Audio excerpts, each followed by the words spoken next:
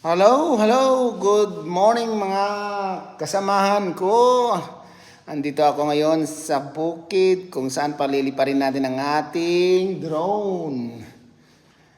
Para makita natin ang kabuuan ng bahay at bubong ng bahay kung saan nandun ang mga solar panel. Kaso medyo mahangin.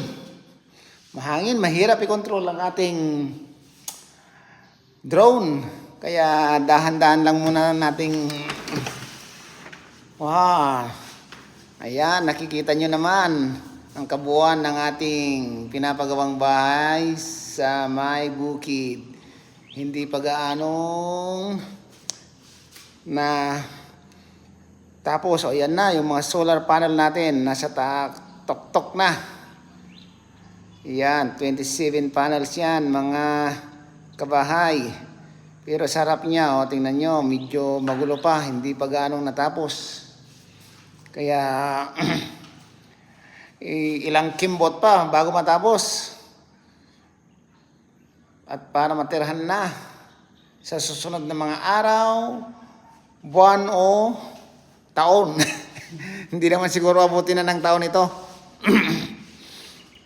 Mga kabahay, yan na, makalat pa ang harapan ng bahay. Pero maganda na siya.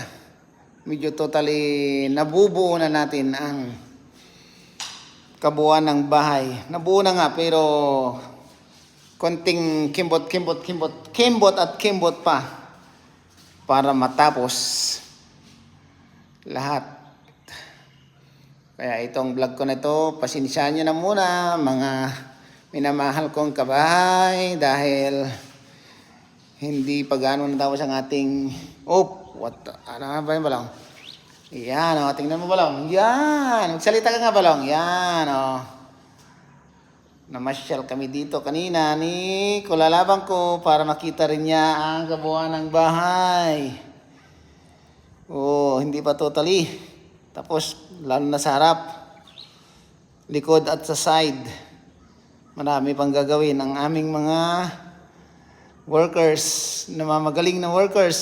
Nagpapasalamat tayo sa kanila dahil sa kanila matatapos na ang ating pinapagawang bahay. Kaya shout out sa mga workers, contractors, at lalong-lalo na kay engineer, architect, at sa lahat ng bumuo ng bahay na ito. Salamat